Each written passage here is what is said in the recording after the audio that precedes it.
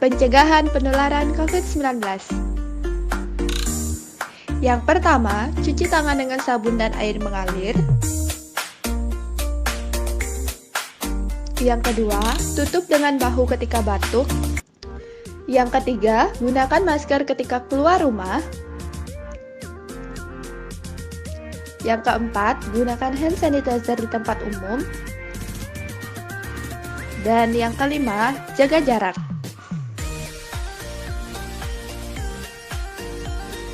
Cegah penularan COVID-19 dengan tetap diam di rumah. Dan jangan menyentuh sekitar wajah.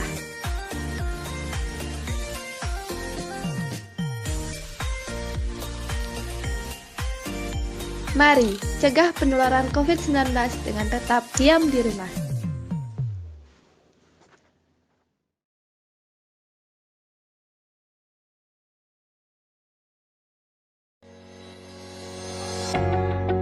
Perkenalkan, nama saya Nilu Putu Vina Julia Astuti. Saya dari kelas 12 IPA 3. Pada video kali ini saya mau share tentang 7 langkah cara mencuci tangan untuk menghindari diri kita dari serangan COVID-19. Berikut adalah langkah-langkahnya.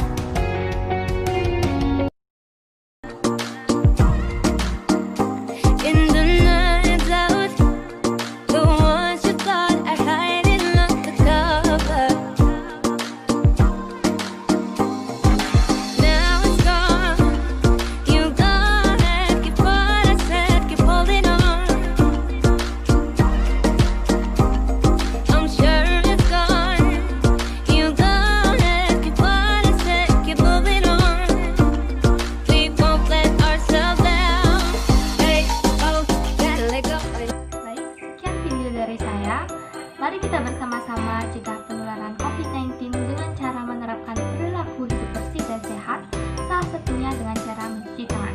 Stay healthy semuanya, bye-bye.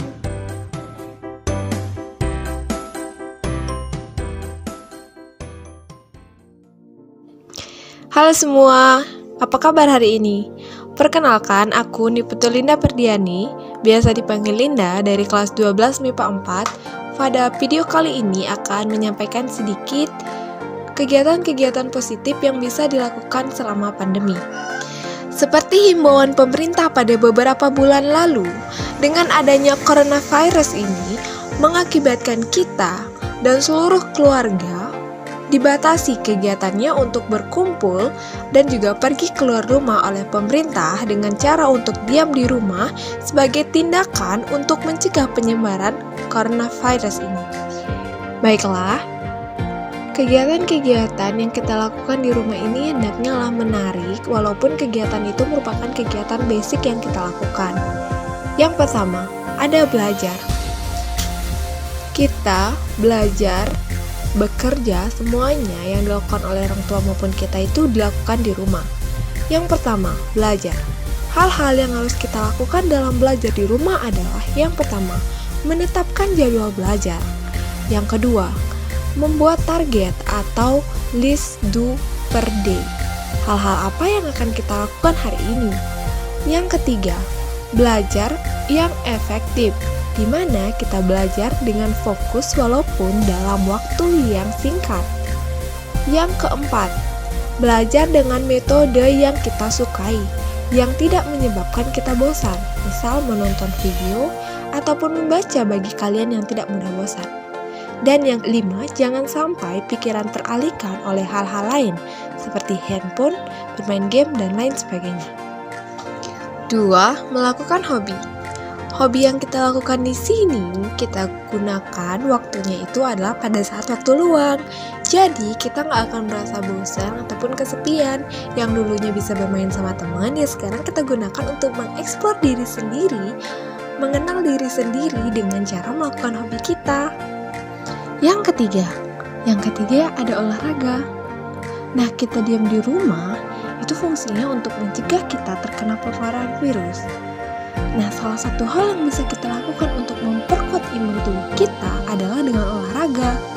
Karena saat kita duduk di depan laptop ataupun HP dalam jangka waktu yang lama, akan menyebabkan otot-otot kita kaku dan menyebabkan tubuh kita menjadi sakit. Maka dari itu, olahraga perlu untuk meregangkan otot-otot tersebut dan meningkatkan imun tubuh kita, sehingga kita dapat menjaga diri kita dari serangan virus yang ada di luar. Yang keempat, ada membantu orang tua. Membantu orang tua ini kewajiban ya, dan juga dilakukan apabila kita ada kesempatan dalam membantunya. Tapi usahain ada kesempatan ya. Yang terakhir adalah meluangkan waktu dengan keluarga.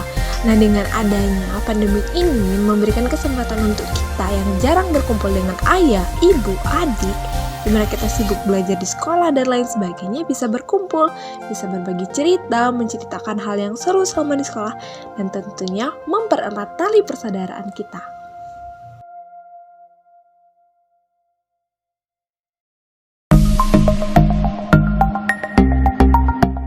Halo, para sahabat konservasi hebat.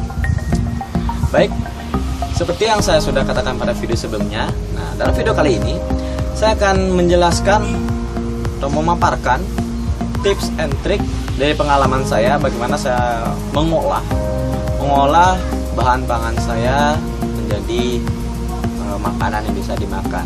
Nah, pada video kali ini saya akan menjelaskan bagaimana cara saya bisa mengolah tanaman kelor menjadi sayuran, menjadi sayur sop daun kelor. Nah, kenapa saya membuat video tutorial membuat sayur daun kelor? Nah, jadi tanaman kelor itu dari pengalaman saya bertahun-tahun, tanaman ini yang paling produktif menurut saya. Produktif dan sangat efektif. Jadi kalau para hadirin itu mau menanam tanaman kelor atau pohon kelor, itu sangat mudah sekali. Jadi tinggal ambil batangnya saja, tinggal di stek lalu ditanam, ya udah, langsung dia tumbuh dengan sendirinya. Jadi tanaman kelor ini sangat mudah untuk ditanam dan sangat banyak manfaatnya. Jadi daunnya bisa dijadikan sayur, dan katanya juga banyak dari sumber-sumber saya dapatkan itu biji dari kelor itu bisa dijadikan sebagai obat dan juga bisa dijadikan jadi sayur juga. Nah, maka dari itu jika para hadirin semua belum memiliki tanaman kelor di rumah, saya sarankan tanamlah mulai dari sekarang. Mudah saja, tinggal cari aja tanaman kelor di rumah, lalu minta batangnya, kita stek di rumah. Nah, jadi tanaman kelor itu tanaman yang mudah sekali untuk tumbuh, dan biasanya dia tumbuh menjulang tinggi. Jadi untuk perawatan tinggal disesuaikan saja. Nah, baik, bagaimanakah cara saya mengolah dari daun kelor tersebut? Saksikan video berikut ini. Yoi. Oke, baik. Nah, di sini inilah pohon kelor yang dari rumah saya. Nah, pohon itu sudah saya paparkan di video sebelumnya. Nah, bagi yang belum nonton, link akan saya cantumkan di deskripsi. Oke, setelah kita memanen daun kelor, nah usahakan daun kelor yang dipanen itu merupakan daun kelor yang tidak terlalu muda dan tidak terlalu tua. Jadi yang sedang-sedang saja. Nah, kita pisahkan dari tangkainya. Nah, usahakan untuk kita ambil daunnya saja. Jadi jika tangkai kecilnya itu kita ambil dalam jumlah yang banyak, itu bisa mempengaruhi cita rasa dari sayur yang kita buat. Nah, dalam video kali ini saya dibantu oleh ibu saya yang memisahkan dari tangkai-tangkai yang kecil-kecil itu.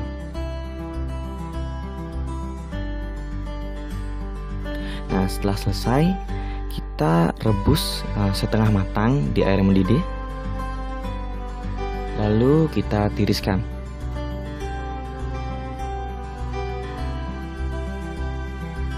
Nah, baik, kita sekarang siapkan bumbunya, yaitu ada bawang merah, cabai, kencur, jahe, terasi, dan parutan kelapa.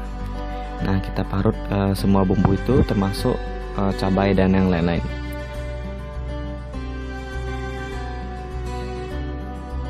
Lalu kita masak dan ditambahkan daun jeruk. Nah, setelah itu baru kita tambahkan daun kelor yang sudah kita tiriskan tadi. Nah, aduk. Lalu ditambahkan garam sesuai selera. Dan voila, daun kelor pun siap disajikan. Nah, sayur kelor ini sangat bermanfaat untuk kesehatan kita. Karena kenapa? Nah, karena dalam daun kelor itu mengandung berbagai nutrisi yang penting untuk tubuh kita seperti protein, vitamin. Nah, di sini ada vitamin B6, vitamin C, vitamin B2 dan vitamin A. Lalu ada zat besi, magnesium, kalsium, potasium, kalium. Nah, yang bisa menjaga daya tahan tubuh kita, menangkal diabetes, anti kolesterol, kesehatan tulang dan gigi, melihara tekanan darah, khususnya menurunkan tekanan darah.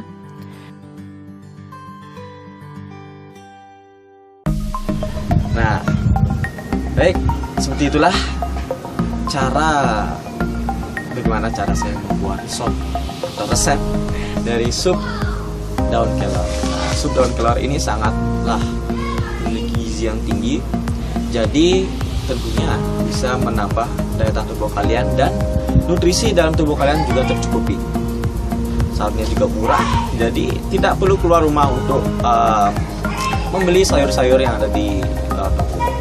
Jadi kalian bisa langsung panen di rumah, itu 100% organik, dan kalian tahu bagaimana cara kalian mengolah, dan tentunya itu lebih aman untuk kesehatan kalian.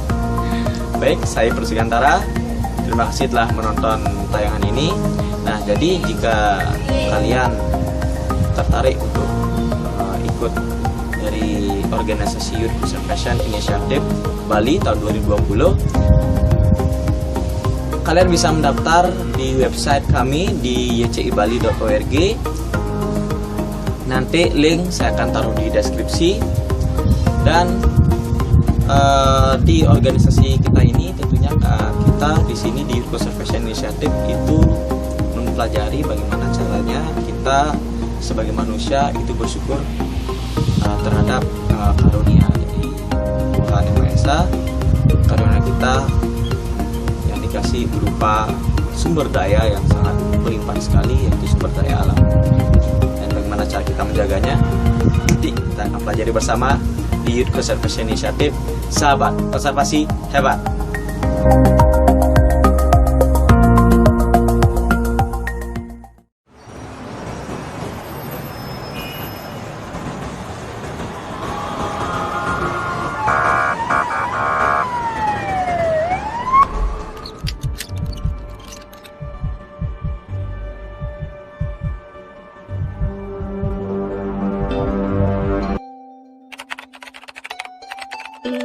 New COVID-19 cases in North Texas, and it is spreading fast.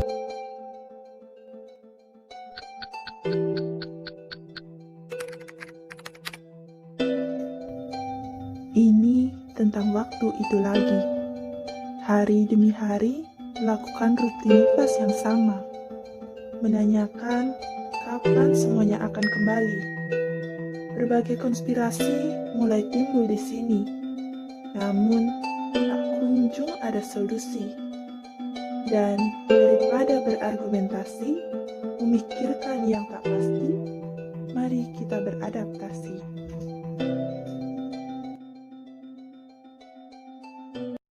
Virus corona berasal dari kata corn yang artinya sebuah mahkota. Virus corona memiliki spike glikoprotein untuk dapat mengenali sel inangnya, sehingga virus ini dapat menyebabkan penyakit yang kita kenal dengan nama COVID-19 atau COVID-19.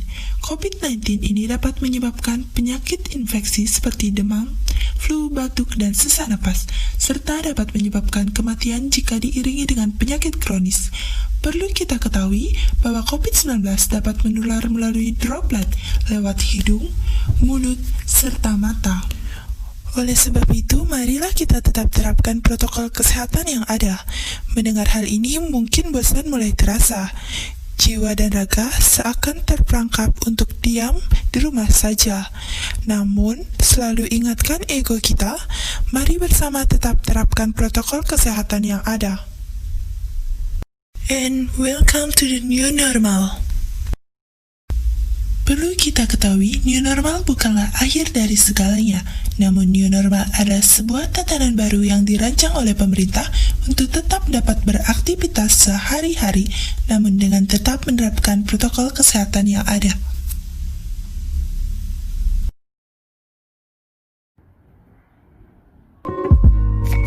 Adapun menurut WHO, cara mencuci tangan yang benar yaitu: pertama, basahi tangan. Tangkupkan kedua telapak tangan dan gosok untuk selanjutnya, letakkan telapak tangan kanan di atas punggung tangan kiri dengan jari yang terjalin dan ulangi untuk sebaliknya. Gosok ibu jari kiri dengan menggunakan tangan kanan dan sebaliknya. Gosok jari-jari tangan kanan dan tergenggam di telapak tangan kiri dan sebaliknya. Letakkan telapak tangan kanan ke telapak tangan kiri dengan jari saling terkait. Lalu bilas dan keringkan. Sebelum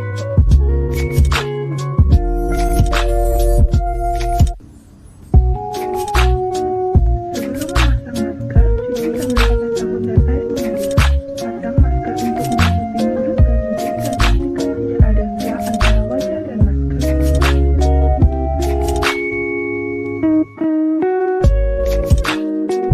Hindari berjabat tangan dan menjaga jarak aman minimal 1 meter ketika berinteraksi dengan orang lain, dan jangan keluar rumah kecuali untuk urusan penting. Salah satu olahraga yang dapat dilakukan yaitu yoga. Yoga juga dapat mengaktifkan hormon endorfin yang ada di otak hingga menimbulkan rasa rileks dan senang.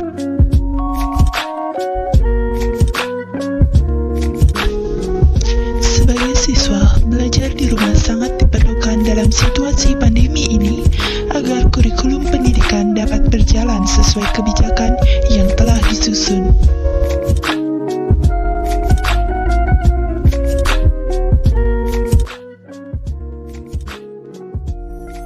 Walau tugas sangat banyak, tetapi jangan lupa menikmati senja, karena dapat meningkatkan hormon serotonin yang ada di tubuh dan menimbulkan kebahagiaan sehingga terhindar dari depresi.